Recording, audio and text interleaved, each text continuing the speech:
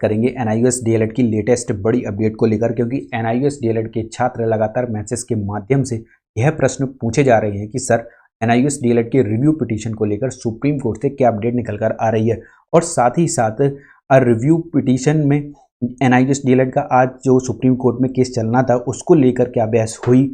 NIUS DElEd की तरफ से जो वकील थे मुकुल रोहतगी ने, उन्होंने क्या पक्ष रखा, सुप्रीम कोर्ट की जज हिमा कोहली ने क्या जवाब दिया, इस चीज़ को लेकर क्या पॉइंट निकल कर आया है, एनआईयूएस डीएलएड के पक्ष में कुछ पॉजिटिव रिस्पांस आया है या नहीं आया है। और साथ ही साथ छात्र ये भी पूछ रहे थे कि सर क्या एनआईयूएस डीएलएड रिव्यू केस में गारंटी से जीतेगा भी या नहीं जीतेगा, इस पर भी बात करेंगे। इस समय में पॉइंट टू पॉइंट बात करेंगे, वीडियो में अंत तक साथ बने रहिएगा। अगर आप चैनल पर नए हैं तो इस YouTube channel the GSB academy को सब्सक्राइब जरूर कर लें। अभी के अभी वीडियो को लाइक करना बिल्कुल भी ना भूलें, अभी के अभी लाइक करें और इस वीडियो को पूरा अंत तक ज़रूर देखें। जैसा कि आप सभी जानते हैं कि एनआईयूएस डीएलएड छात्रों की धड़कनें जो हैं वो बढ़ी हुई हैं इसकी वैलिडिटी को लेकर, और काफ़ी छात्र परेशान भी थे। जब से सुप्रीम कोर्ट में बहस ख़त्म हुई है तब से लगातार मैसेज आ रहे हैं और वो पूछ भी रहे हैं कि सर अब क्या होगा। जैसा कि सुप्रीम कोर्ट में आज बहस देखने को मिली, एनआईयूएस डीएलएड की तरफ से मुकुल रोहतगी ने अपना पक्ष रखा एनआईयूएस डीएलएड की वैलिडिटी को लेकर। इसमें सबसे पहले कोशिश ये रही कि एनआईयूएस डीएलएड का केस सबसे पहले तो एक्सेप्ट हो जाए। सबसे ज़्यादा फोकस आज सुप्रीम कोर्ट में इसी को लेकर था।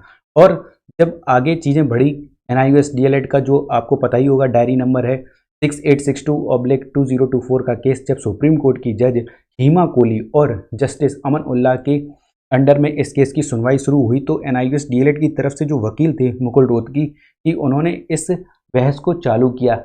लेकिन यह बहस बहुत ज़्यादा नहीं चल सकी, क्योंकि जस्टिस हिमा कोहली को एनआईयूएस डीएलएड का केस के बारे में पहले से ही ब्रीफिंग थी। उन्हें पता था कि एनआईयूएस डीएलएड का केस क्या चल रहा है, और जस्टिस अमन उल्लाह को भी इसकी जानकारी थी, क्योंकि वेस्ट बंगाल वाला जो केस लगा था सुप्रीम कोर्ट में कौशिक दास जी वाला, उस केस में एनआईयूएस डीएलएड को लेकर काफ़ी बातें हुई थी। इसको लेकर वह केस भी डिस्पोज कर दिया गया था उस टाइम पे, आपको अगर याद हो। सुप्रीम कोर्ट में एनआईयूएस डीएलएड का जो केस नंबर 6862/2024 था, जिसकी बहस ज़बरदस्त चल रही थी, लेकिन बहुत ज़्यादा बहस ना चलते हुए यह जो केस है एनआईयूएस डीएलएड की तरफ से जो वकील थे मुकुल रोहतगी जी, उन्होंने साफ साफ इस केस को विदड्रॉ कर लिया। और जस्टिस हिमा कोहली और जस्टिस अमन उल्लाह की सलाह पर उनका कहना था कि जस्टिस हिमा कोहली की कहा कि आपको रिव्यू केस में पहले जाना चाहिए सबसे पहले, उसके बाद इस केस को जस्टिस ने हिमा कोहली ने विदड्रॉ कर दिया। फिर उसके बाद यह केस डिस्पोज्ड भी कर दिया गया हमेशा के लिए, और ज़्यादा लंबे समय तक यह केस की बहस नहीं चल सकी सुप्रीम कोर्ट में, क्योंकि आप सभी को पता है कि सुप्रीम कोर्ट में एनआईयूएस डीएलएड की वैलिडिटी को लेकर ऑलरेडी डिसाइडेड मामला हो चुका था पहले ही।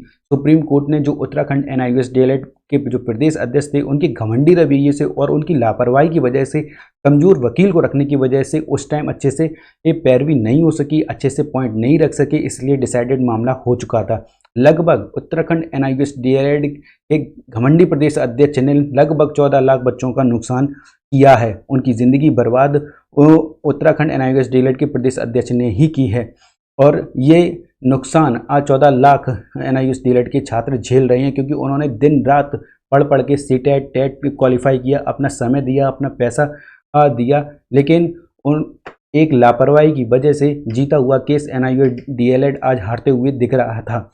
आज एनआईयूएस डीएलएड के जो छात्र अब आगे क्या होगा वो पूछ रहे हैं, जितने भी छात्र हैं वो परेशान हैं। और एनआईयूएस डीएलएड के सर अब 6862 वाला केस भी डिस्पोज्ड हो चुका है, ऐसा एनआईयूएस डीएलएड छात्रों का कहना है। और एनआईयूएस डीएलएड के केस सुप्रीम कोर्ट में डिस्पोज्ड होते जा रहे हैं, लगातार डिस्पोज्ड होते जा रहे हैं, लेकिन छात्र लगातार परेशान भी दिख रहे हैं। और उनका कहना है कि एनआईयूएस डीएलएड छात्रों से काफ़ी राज्यों के एनआईयूएस डीएलएड के जो प्रदेश अध्यक्ष थे उन्होंने काफ़ी अधिक मात्रा में पैसे जमा किए, फंडिंग जमा की, एनआईयूएस डीएलएड को जीतने का वादा भी किया सुप्रीम कोर्ट में, लेकिन रिजल्ट कुछ नहीं दिख रहा है।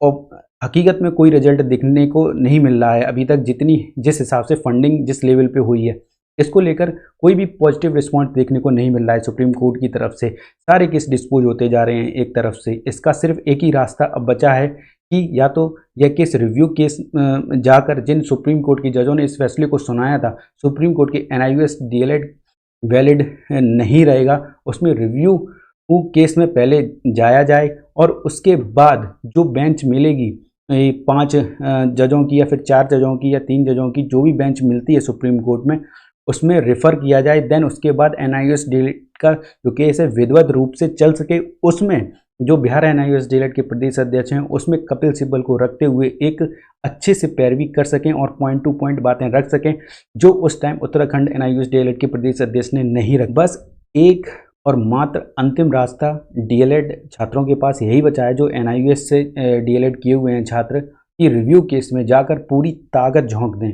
कोई भी लापरवाही ना करें। एनआईओएस डीएलएड को गारंटी के साथ जीत मिलेगी।